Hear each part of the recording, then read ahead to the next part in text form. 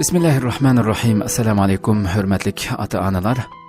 Şundaqla umaq farzandlarimiz Güzel Dinim programımızın 5-ci sanığı kelginlarını qızğın qarşı alımız. Biz bu programımızda malum bolğandak Mening Güzel Dinim namlıq kitapның 1-ci qismindən başlap huzurunuzga sunup kelyapmiz.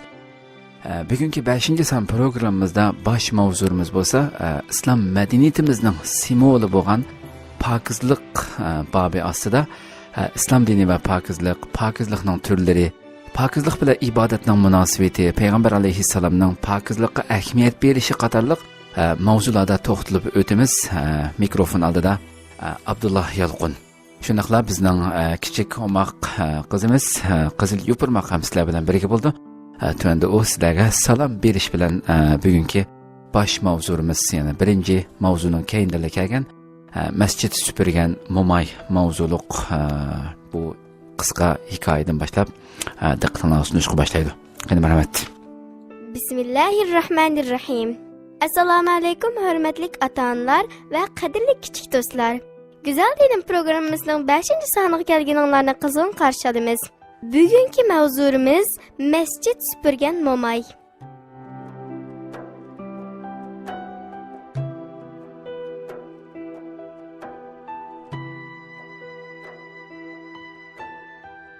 Peygamberimizning nurliq shahri Madina Munavvarning bulung pushqaq mahallarining birida o'ltiradigan Mihjan ismli bir momay bor edi. O'zi pokiz bo'libla qolmay, fikr va ko'z qarashlarimi intayin pokiz bo'lgan bu muborak onamiz bir kuni Ulug' Alloh mening qalbimni iymonsizlikdan pokizladi. Shunga menmi Allohning uyi hisoblangan masjidni pokiz tutay deb har kuni masjidni supurishga niyat qildi. Musulmonlar ibodat qiladigan va payg'ambarimiz suhbat qiladigan Masjid-i Nabaviyni kuchi yetishicha tozaladi. Mihjan faqir edi, ammo ma'naviy dunyosi boy edi. Masjidni har qitim supurganda o'zining qalbi pokizlangandek huzurlanadi. Ko'nglida bir xil lazzat va baxtiyorlik hayojini his qiladi. Kunlar o'tdi, bir kuni Mihjan og'rib yetib qoldi. Payg'ambarimizning masjidida namoz o'qish saodatidan kunlarcha mahrum qoldi. Vujudi yotoqda, ammo ko'ngli payg'ambarlar imomining orqasidagi sop niyat insonlar orasida edi. Tezroq saqiyib masjiddagi ishini yengil boshlashni orzu qiladi. Ammo kasallik ahvoli buningga imkon bermayotdi. Quliqida payg'ambar alayhissalomning yiqimliq ovozi jaranglaydi. Ko'nglida bo'lsa, bu yiqimliq ovozni anglagan hamon beshini sajdaga qo'yish orzusi bor edi. Payg'ambar alayhissalom Mihjanni bir qancha kundan buyon masjidda ko'rmagandan keyin uning nada ekanligini so'radi. Qo'shnilari u og'rib qoldi, "Ey Rasululloh" deb javob berdi. Buni anglagan payg'ambar alayhissalom Madinaning chetidagi mahallada o'ltirishliq Mihjanning uyi tarafga qarab mangdi. Oldida berib bo'lganlar kasal momayga "Xush xabar ey Mihjan, payg'ambar alayhissalom seni yo'qlash uchun yo'lda kelyotidi" deyishdi. Mihjan bu xush xabarni anglab hayajonlanib, nima qilarini bilolmay qoldi. Betaplıqda halsizlangan yuragi gupildab so'qishga boshladi. Peshonasidan ter tepchib chiqdi. Uzun o'tmay yiqimliq bir ovoz angladi. "Assalomu alaykum" da'vatati payg'ambar alayhissalom. Minnatdorlik tuyg'usi aralashgan mag'dursiz bir ovoz "Va alaykum assalom ey Rasululloh" deb javob berdi. Hal so'rash garchi qisqa vaqt davomlashgan bo'lsa-mu, ammo bu vaqt haqiqatan intayin qimmatli edi. Chunki Allohning payg'ambari yetim va ojizlarning g'amguzori pok bir inson uni yo'qlab kelgan edi. Alloh pokdir, pokizlikni yaxshi ko'radi. Bu hadis Tirmizining adab bobida kelgan 41-hadis. Allah pokdir, pokizlikni yaxshi ko'radi degan payg'ambar alayhissalom. Badan, ruh va muhit tozaligiga ahamiyat beradigan qalbi go'zal, pokiz insonlarni intayin yaxshi ko'radi. Suyumlik Peygamberimiz Ummu Mihjanning kasallik ahvolini qo'shnilaridan davomli so'rab turdi. Nihoyat bir kuni uning qo'shnilariga Ummu Mihjan vafot bo'lsa, men xabar qilmay turib dafn qilmanglar deb jekildi. Bir kuni oqshimi Ummu Mihjan Alloh va Rasulullohga xizmat qilish ishtiyoqi bilan yongan, pok ruhini ulug' Alloh tarafidan avatilgan o'lim farishtasiga taslim qildi. Qo'shnilari hayal bo'lmay kelib, uni yuyib kepanladi. Tayyorlik bitgandan keyin yo'lga chiqdi. Payg'ambar alayhissalomning uyiga qarab mengishdi. Ammo xubdan namozi o'qilib bo'lgan bo'lib, payg'ambarimiz uxlab qolgan edi. Buni anglab kelganlarning ko'ngli yerim bo'ldi. Mahallasida xulum qo'shnilari orasida yaxshi nomi bor Ummu Mihjanni payg'ambar alayhissalom alaydan yo'qlab kelgandan keyin texim hurmatlik bo'lgan edi. Mana endi u payg'ambar alayhissalom bilan xo'shlashmay turibla yerlikida qo'yilmoqchi bo'lib o'tadi. Ummu Mihjanning qo'shnilari o'zaro demak nesivisi mushunchalik ekan. Payg'ambar alayhissalomni bu chaqda uyg'otib yursak qamlashmas. Uyqu holatida turganda vahiy kelishi ehtimoli bor. Bilmay xato ish qilib silishimiz mumkin. Payg'ambar alayhissalomni avor qilmayli deyishdi. Bu xil andishlar tufayli Ummu Mihjan payg'ambar alayhissalomga xabar qilinmay boqiy qabristonligiga ilib berildi. Jinoz namozi o'qilgandan keyin yerligiga qo'yildi. Allohning uningga rahmat qilish uchun duo qilgan sahobalar uni mazarliqqa ko'mgandan keyin ayrildi. Atsi degan payg'ambar alayhissalom Ummu Mihjanning ahvolini so'raganda, uni dafn qilib bo'ldik, ey Rasululloh. Aslida biz uni yerligiga qo'yishga tayyorlik qilib bo'lgandan keyin sizga kelgan edik. Ammo siz uxlab o'tdingiz. Sizni uyg'otishni muvofiq ko'rmadik, deyishdi. Payg'ambar alayhissalom, "Amsa uning qabrisiga borayli" deb sahobalar bilan birlikda boqiy qabristonligiga qarab mangdi. Qo'shnilari Ummu Mihjanning qabrisini ko'rsatib qo'ydi.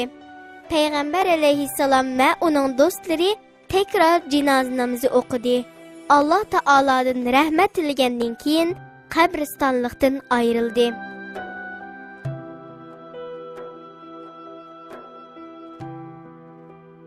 İkinci mavzurimiz İslam dini ve pakizlik.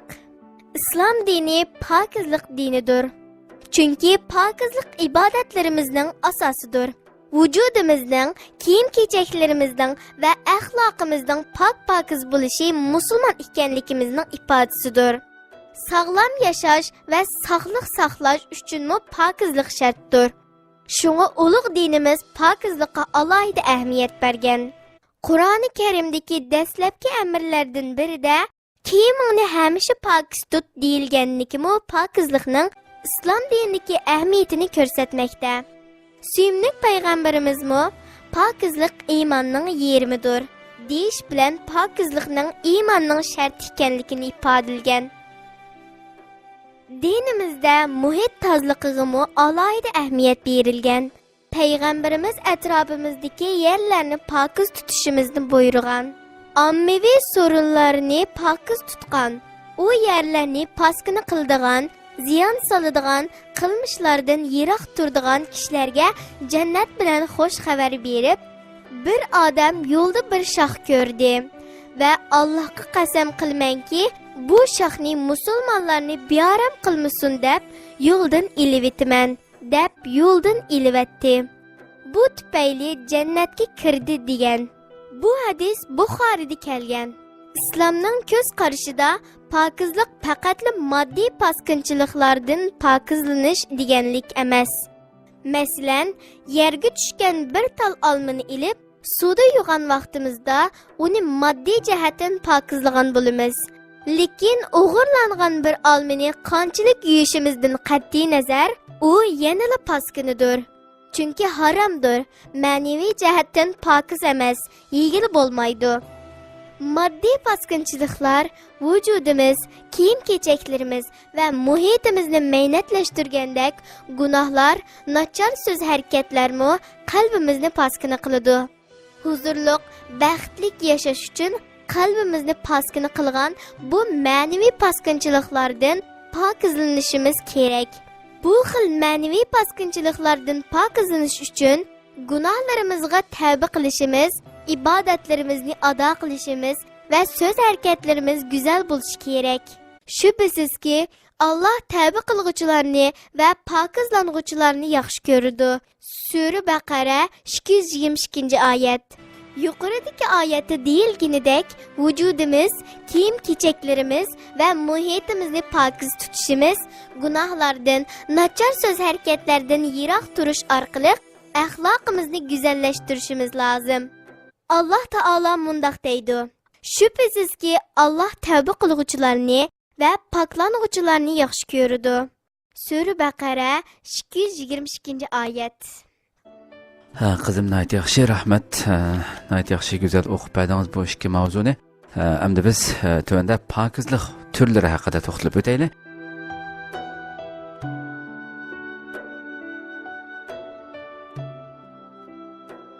Pokizlik ruhimizni, axloqimizni, vücudimizni, kiyim-kechaklarimizni va muhitimizni nachar, paskina va maynat narsalardan pokizlaydi degan bo'ldik. Endi pokizlik ikki xildir. Birinchi moddiy pokizlik. Qon yering va suydik qatorliq tarkibida mikrob bor bo'lgan moddalar diniy jihatdan paskin hisoblandi. Vücudimiz, kiyim-kechaklarimiz va muhitimizdagi har xil kir va paskinchiliklarning pokizlanishi moddiy pokizlik deb ataladi. Moddiy pokizlikda diqqat qilishga tegishli nuqtalar tovandagilardir. Birinchi badan pokizligi. Ter chiqish va boshqa har xil sabablar tufayli badanimiz kirlashib, purashqa boshlaydi. Shuning bilan birlikda badanimizda paydo bo'lgan mikroblar salomatligimizga tahdid paydo qildi. Badanimizni bu kir va mikroblardan pokizlashning eng yaxshi usuli supun va ilmon suv bilan munchida yuyinishdir. Shunga Allah bizga bergan eng muhim ne'matlardan biri bo'lgan salomatligimizni asrash uchun eng oz bo'lgandimi haftada bir qatim munchuga tushib yuyinishimiz kerak. Onundan boshqa ba'zi ibodatlardan ilgari badanimizni nijosat, suydik, qon yering qatorliq moddiy paskinchiliklardanmi cho'qim pokizlashimiz kerak. Ikkinchi qo'lning pokizligi. Qo'limiz eng ko'p qo'llaniladigan, shunlashqa eng tez kirlashadigan bir a'zoyimizdir. Qo'limizga yo'qib qolgan kirlar orasida mikroblar tez ko'paydi. Bu mikroblar qo'limizni tutib yegan narsalarimizga yo'qidi va badanimizga kirib kasal bo'lishimizga sabab bo'ladi. Shunga mikroblardan va kasalliklardan saqlanish uchun har vaqt tomoqdan ilgari va keyin qo'limizni yuvishimiz kerak. Cho'ng kichik taratdan keyin qo'limizni so'pillab yuvishimiz kerak. Uchinchi yuz pokizligi. Yuzimizmi qo'limizga o'xshash chang to'zang va kirning ta'siriga ko'p uchraydigan bir organimizdir. Yuzimizni yuvganda harduq chiqadi va herib charchash tufayli kelib chiqqan bosh og'riqi pasaydi. Jonliq, jo'shqin, sog'lom, pokiz chiroy, xushbichim bir qiyofat shakllandi. Shunga yuzimizni pat-pat yuvib turishimiz kerak. 4-chi og'iz va tish pokizligi. Yegan taomlarimizning qoldiqlari tishimizga chaplashib qoldi va tishlarimizning orasidagi bo'shliqlarga yig'ilib qoldi. Her kuni tishimizni yuyishga odatlanmaganda bir mezgildan keyin tishimizdagi yemaklik qoldiqlari ichida ziyonli bakteriyalar ko'payishga boshlaydi. Bu bakteriyalar og'izning sesiq purishiga va tishning churib quritlab ketishiga sabab bo'ladi. Tishning churishi bo'lsa badanimizdagi badamsimon bez, oshqozon va yurak qatorliq a'zolarimizda maydonga kelgan har xil kasalliklarning asosli sababidir. Bu kasalliklarning oldini olish uchun og'zimizni pokiz tutishimiz, tishimizni har kuni eng oz bo'lgandimi 2 qatim cho'tkilab yuvishimiz kerak. 5-chi oyoq pokizligi. Vücudimizning barliq og'irligini oyog'imiz ko'taradi. Oyoq kiyganligimiz uchun putimiz tarlab kirlashidi.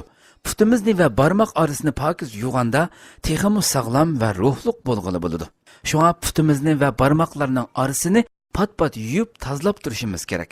Putni qadoq paydo bo'lib qolishining oldini olish uchun putni yuvib bo'lgandan keyin obdan quritish kerak. Pokiz paypoq va oyoq kiyishga ahamiyat berishimiz kerak.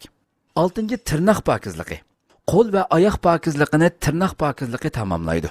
Tirnoqlarning bir yushurun mikrob uvusi ekanligini esimizdan chiqarmasligimiz lozim. qo'limiz bilan uchirishib turadigan ig'iz, burun, ko'z va boshqa organlarimizni o'ylagan vaqtimizda mikrob uvisi holiga kelgan maynat tirnoqlarning qanchalik darajada tahdid ekanligini texmi yaxshi tushungili bo'ladi.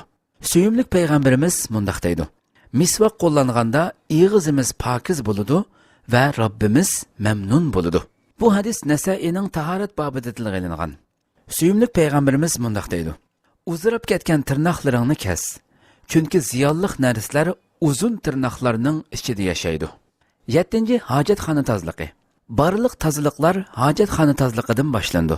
Shunga salomatligimiz va ibodatlarimizni nazarda tutganda eng muhim tozalik hojatxonaning tozaligidir. Hojatxonaga kirganda mundaq duo o'qiladi: Allohumma inni a'uzu bika minal xubsi val xaba'is. Ma'nisi: Allohim, paskinchiliklardan va maynat narsalardan sana sig'inib panoh tilayman. Hojatxonadan chiqqanda tövandagi duo o'qiladi: G'ufronak, alhamdulillahillazi azhaba annil aza va afani. Ma'nisi: Allohim, sendan afu tilayman. Meni avori qilgan va qistig'an narsalarni chiqarib atkili nisib qilgan, meni rohatlantirgan ulug' Allohga hamdu sanolar bo'lsin. 8. Kiyim-kechak tozaligi. Bizni issiq sovuqda muhofazat qilgan kiyim-kechaklarimiz kirlashganda badanimiz va muhitimizga ziyon soladi. Kir va mikroblarning ziyinidan saqlanish uchun kiyim-kechaklarimizni pat-pat yengushlab, almashtirib yuvib turishimiz kerak. 9. Yemak-ichmak tozaligi. Mikroblar odatda vujudimizga yemak-ichmak orqali kiradi.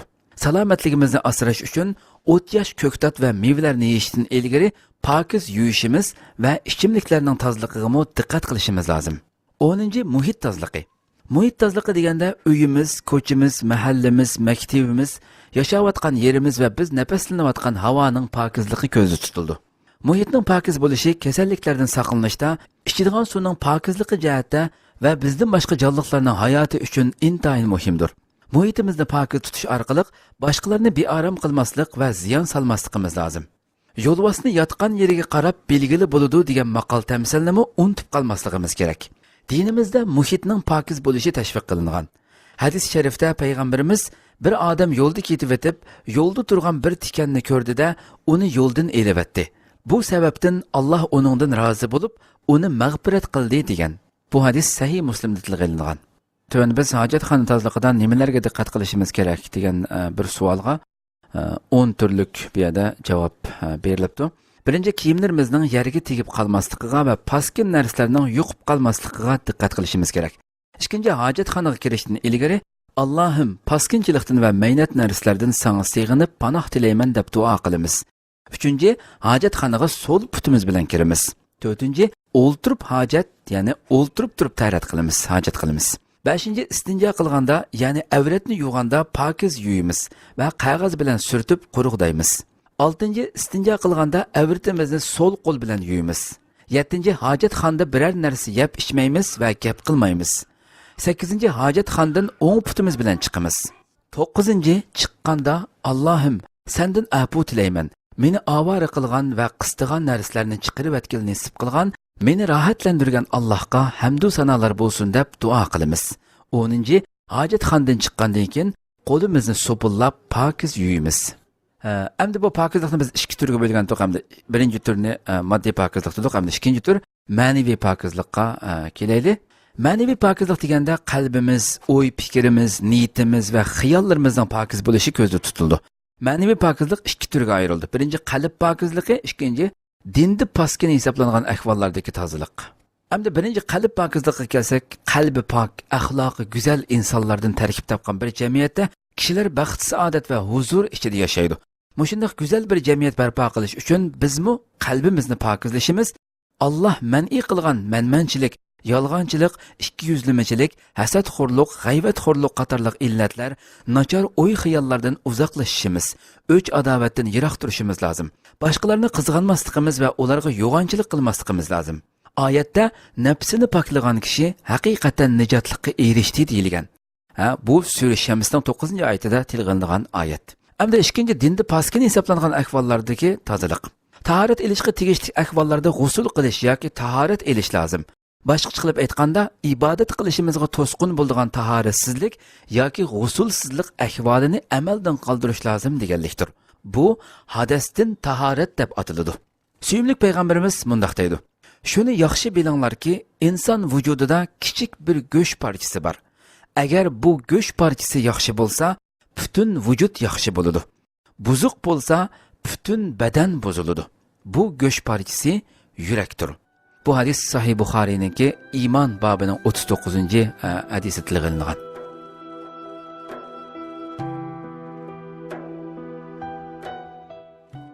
Qadrli kichik do'stlar, tuvanda Qosim Aqning Pokizlik va musulmon nomli she'rini sizlarga sunib beraman. Pokizlik va musulmon. Pokizlik va durustlik dinimizning o'zidir. Shubhisiz eng to'g'ri so'z Rabbimizning so'zidir. Tavba qilgan har bir qul pok bo'lur qalb kiridan, ta'sirlanmas shaytonning shubha bergan sharridan. Tarat algan her mu'min hoş bulur hayajonda, çünkü günahni yuyudu yerga tushgan her tamça. Bedeni ve ruhida pakiz bo'lgan musulmon durustlikdan ayrılmaz, hürmetliner her zaman. Qadrli o'moq farzandlarim, tuvanda biz Ahmad Afaning Pokizlik va sog'lomlik degan she'rni bizga o'g'limiz Abdullah o'qib berdi. Qani marhamat.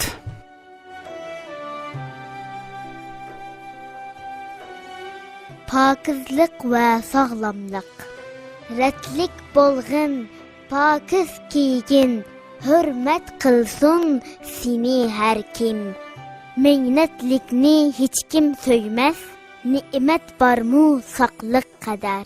Hasad, kibr, yolg'onchilik qilib kiri agar bilsang, pak bulasan uzoq tursang, ne'mat bormu saqliq qadar.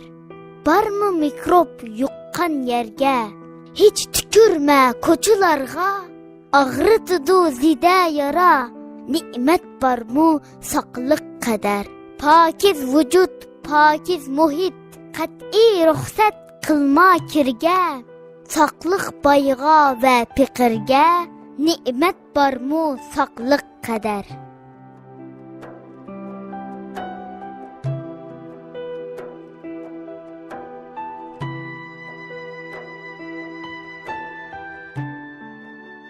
Qadrli o'moq farzandlarim va radio oldida bizni anglayotgan hurmatli ota-onalar, ochisanlar, shuna qilib bugungi go'zal dinim programmamizning 5-soni mush yerda oxirlashdi.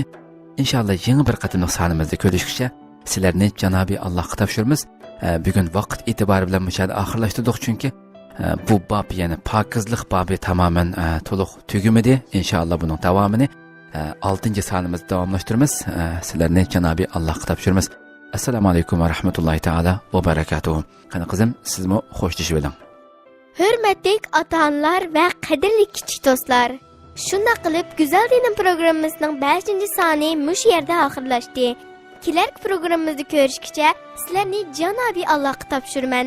Assalomu alaykum va rahmatulloh.